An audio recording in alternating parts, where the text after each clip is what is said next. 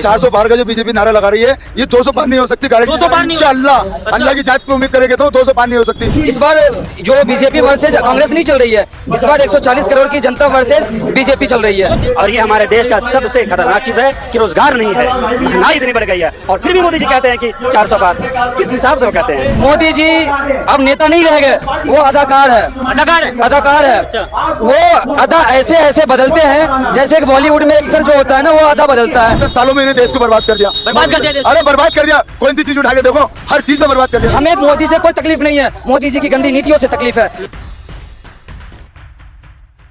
आदाब दोस्तों, मैं आपके साथ जफर सिद्दीकी, आप देख रहे हैं टाइम्स एक्सप्रेस। मौजूद इस वक्त में दिल्ली की जामा मस्जिद के गेट नंबर 1 के बाहर, जहां पर अभी कुछ ही देर में इमरान प्रतापगढ़ी जो माइनॉरिटी के अध्यक्ष है वो यहां पर पहुंच रहे हैं और तमाम लोग से जानते हैं कि लोकसभा चुनाव 25 तारीख को होना है, 25 मई को।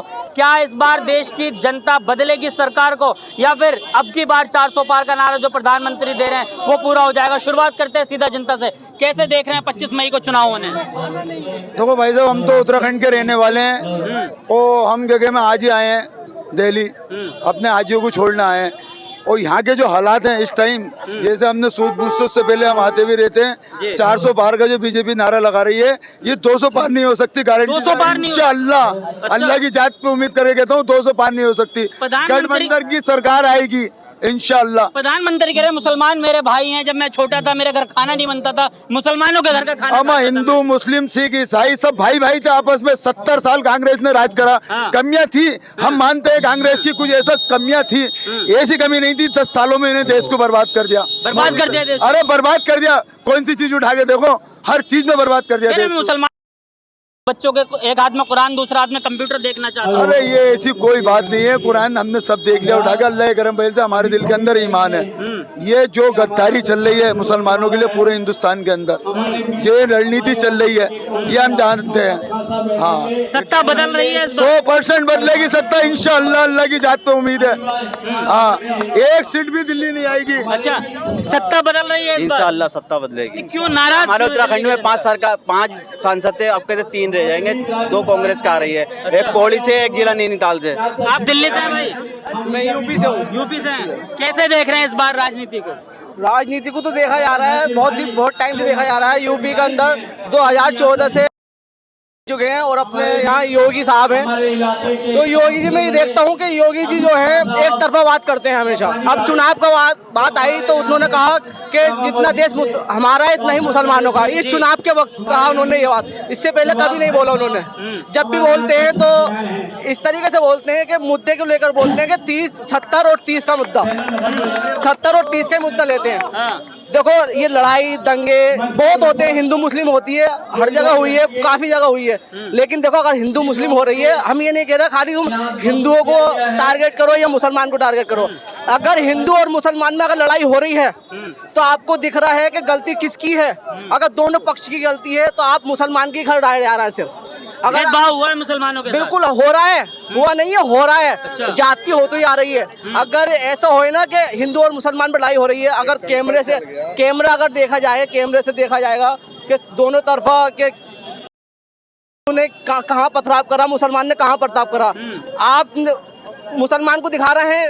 आप उत्तराखंड से हैं? नहीं, मैं यूपी से हूँ। हाँ, तो यूपी में मुसलमानों के साथ भेदभाव हुआ है? बहुत हुआ तो है। इस बार नफरत के खिलाफ वोट करेंगे? नफरत के खिलाफ तो वोट करना ही है ना, क्योंकि हमें इसलिए देखना है कि ऐसा है ना कि अगर जब जहाँ लड़ाई होए, अगर घर बुलडोजर चल रही है तो इतने हिंदू के उस पर चले, मुसलमान के उस पर चले, तो हम मानेंगे कि हाँ हमारे साथ में तो मुसलमानों को टारगेट किया गया? बिल्कुल, मुसलमान को आप जहाँ देखो मुसलमान के ही घर बुलडोजर चली है, किसी हिंदू के घर नहीं चली। अगर ये हिंदू के घर चले ना तो सच बता रहा हूँ मैं, अल्लाह की जात पे भरोसा है कि आपस में कहीं भेदभाव नहीं होगा। क्योंकि क्या होती है हमारे यहाँ नामर्दी का जुलूस निकल रहा है, रामनवमी का नाम जुलूस निकल रहा है। आपस में से ही कोई बंदा पीछे से मांग रहा है और पता ही चल रहा है कि मस्जिद से, उसमें मीडिया दिखा रही है कि मस्जिद से पत्थर आया। मतलब मस्जिद से जोड़ दिया जाता है? मस्जिद से जोड़ दिया जाता है, हर कहीं यही होता है। और देखो हमेशा देखो हमारे जुलूस निकलते हैं, ऐसी बात नहीं, हमारे मोहम्मदन के जुलूस निकलते हैं, हमारे मोहम्मदन के जुलूस निकलते हैं। जैसे कि ईद मिलाद नबी हुई, मुहर्रम हुए,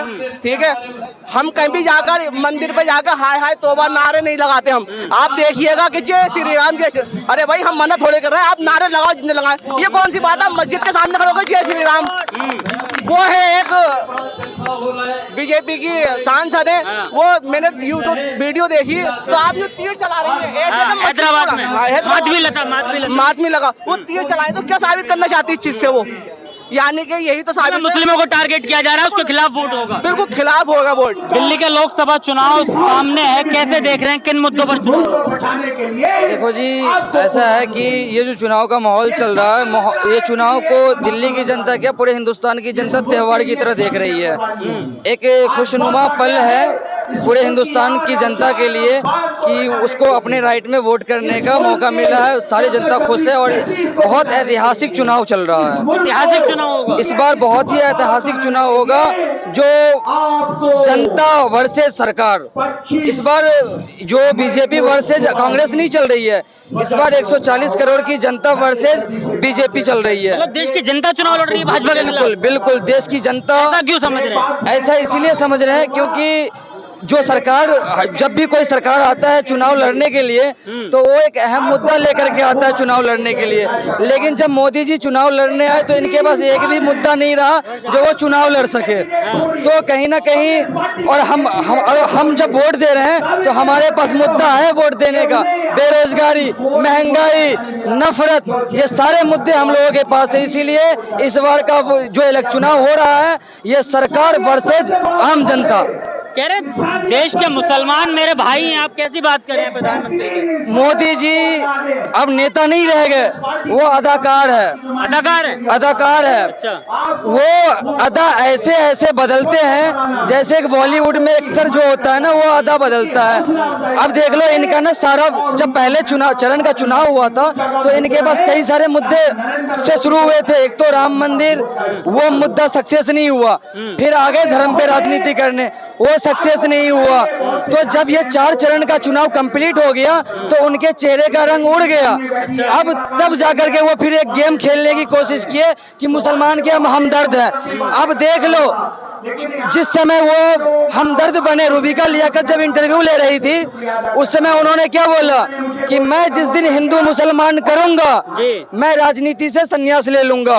उसी के जस्ट 24 घंटे के बाद उनका बयान देख लो, उन्होंने क्या बयान दिया कि कांग्रेस चाहती है कि जो आरक्षण है वो छीन करके 15% मुसलमान को दिया जाएगा। 24 घंटे के बाद तुम अपना बयान बदल रहे हो। अबे कितना आधा बदलोगे, कितना जुमला, झूठा जुमला देके गुमराह करोगे यहाँ की जनता को। देश की जनता उसके जुमले को पहचान चुकी है, जान चुकी है और उसका जवाब वोट से दे रही है। मतलब नफरत के खिलाफ वोट होगा इस बार? बिल्कुल, या इस बार नफरत को मिटाने का काम किया जाएगा। जो एकता, जो मोहब्बत, पहले हिंदुस्तान की जो मोहब्बत थी, जो हिंदू मुसलमान सिख ईसाई की एकता थी, जो नारा लोग भूल चुके हैं 10 सालों में कि हिंदू मुस्लिम भाई भाई, इस नारा को फिर से लाने का काम किया जाएगा और मोहब्बत के नाम पे वोट देंगे। हम सब एक होकर के वोट देंगे। राहुल गांधी पे भरोसा है देश चला पाएंगे? देखिए, कभी भी ना, जब तक उसको आप अपने घर के बच्चे को जब तक जिम्मेदारी नहीं दोगे तब तक उसके जिम्मेदारी का आपको पता नहीं चलेगा। आपका कर्तव्य बनता है कि उसको जिम्मेदारी दो। अगर वो जिम्मेदार नहीं बना तो 5 साल के बाद हटा देना, लेकिन जिम्मेदारी देने से पहले आप सवाल ये नहीं कर सकते हैं कि वो चला पाएगा कि नहीं चला पाएगा।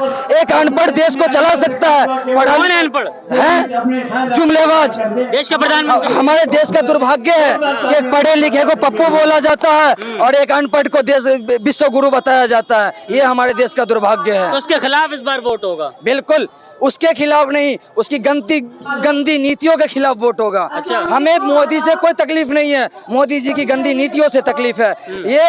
ये हम जिस हिंदू भाई, जिस मुसलमान भाई से जो मोहब्बत थी, इसने मोहब्बत को खत्म करने का काम किया है। हमें वही मोहब्बत फिर से चाहिए, हमें एकता चाहिए। हम हिंदुस्तानी बन के रहना चाहते हैं, हिंदू मुसलमान बन के नहीं रहना चाहते। चलिए, कैसे देख रहे हैं, लोकसभा का चुनाव सामने है और लगातार तमाम पार्टियां ये ताल ठोक रही है। वहीं प्रधानमंत्री कह रहे हैं अब की बार 400 पार, लोग कह रहे हैं सत्ता बदलेगी, आप कैसे देख रहे हैं? नहीं, अगर मोदी जी ये कह रहे हैं कि 400 पार, तो 2014 के बाद ये 2024 का इलेक्शन है, तो 10 सालों में इन्होंने ऐसा क्यों कहा 400 पार? ये अगर वर्ड होता या अगर जवाब होता तो जनता देती जी। मोदी साहब एक पोस्ट पे बैठे हुए हैं, उन्हें ये क्या कहने का मतलब है कि 400 पार? जनता ये दिलाती है कि 400 पार करना है या 500 पार करना है। 400 पार के ही नारा क्यों? 500 कुछ सीटें हैं तो 400 पार के ही नारा क्यों? 543 सीटें। जाहिर सी बात है, जब आपके ऊपर पूरा कॉन्फिडेंस होता है तो सिर्फ जब कोई भी प्लेयर जब ग्राउंड में उतरता है तो शतक मारने के लिए सोचता है, जब शतक मारता है तो डबल शतक के लिए सोचता है। तो 400 पारी क्यों? मोदी जी ये कहते हैं 500 कुछ सीटें हैं, 543 सीटें हैं तो 400 पार का नारा तो क्यों दे रहे हैं? ये नारा खोखला है, खोखला है, खोखला है। क्यों है खोखला? प्रधानमंत्री पे भरोसा नहीं है क्या? सर प्रधानमंत्री पे भरोसा इसलिए नहीं है कि 2014 के बाद जितने उन्होंने वादा किया, जैसे कि अभी बहुत सारे बैनर पे ये देखने को मिल रहा है कि फिर एक बार मोदी सरकार, और बहुत सारे ऐसे वर्ड सुनने को और देखने को मिल रहा है कि मोदी की गारंटी। तो आपके चैनल के माध्यम से मैं पूरे देश के युवा से पूछना चाहता हूँ, जितने भी पढ़े लिखे युवा हैं, बीएड कर रखे हो, डीएलएड कर रखे हो, जिस भी सेक्टर में पढ़ा लिखा और जॉब के लिए तलाश कर रहा हो, तो ये मोदी जी की ही तो गारंटी थी कि हर साल 2 करोड़ रोजगार दिया जाएगा। तो ये वादा कहाँ गया मोदी जी का? जो आज के चुनावी में, आज के लोकसभा के जो क्षेत्र है जो चुनावी चल रहा है, इसमें उन्होंने क्यों कहा? और जब बोर्ड पे जब देखा जाता है कि भाई, खास करके मैं अभी यहाँ के लिए मैं आ रहा था उत्तम नगर से, तो देखा कि मोदी जी की गारंटी, तो पहले की गारंटी कहाँ गया? मैं पूरे हिंदुस्तान के युवा से कहना चाहूँगा, जो 2014 में मोदी जी ने कहा था कि 2 करोड़ रोजगार मिलेगा, तो जितने भी हमारे हिंदुस्तान के युवा शिक्षित हैं, पहले इस बात को मोदी से पूछे कि 2 करोड़ हर साल का रोजगार कहाँ गया? 10 साल में 20 करोड़ रोजगार मिलना चाहिए, नहीं मिला। और ये हमारे देश का सबसे खतरनाक चीज है कि रोजगार नहीं है, महंगाई इतनी बढ़ गई है, और फिर भी मोदी जी कहते हैं कि 400 पार। किस हिसाब से वो कहते हैं? तो मतलब सत्ता बदलेगी? बिल्कुल बदलेगी जनाब। और मैं बताता हूं कि राहुल गांधी को, मैं पर्सनली मैं किसी पार्टी का सपोर्टर नहीं हूं, लेकिन दिल्ली के अंदर जो केजरीवाल की जो काम है, अच्छा एक सरकार से आपको और मुझे क्या चाहिए? तो मेरी बेसिक नीड है, स्वास्थ्य जो चीजें हैं, ये दिल्ली के अंदर बिजली फ्री, पानी फ्री, शिक्षा फ्री, चिकित्सा फ्री, ये 4 चीजें जो कि हिंदुस्तान के हर कोने, हर शहर, हर कस्बा, हर गांव में इस चीज की जरूरत है। और जो केजरीवाल जी ने दिल्ली के अंदर काम किया है, और जो गठबंधन जो बनी है, इस बार पूरी उम्मीद है कि जलता बदलाव करेगी और करेगी। बहुत बहुत शुक्रिया। इस वक्त जो है हम दिल्ली की जामा मस्जिद पर मौजूद थे, और दिल्ली की जामा मस्जिद पर लोग ये कह रहे हैं कि इस बार जो है वो सत्ता बदल रही है। लेकिन क्या कुछ होगा जब 4 जून को नतीजे आएंगे? किसके सर पर होगा इस बार पीएम का ताज और कौन करेगा देश पर राज?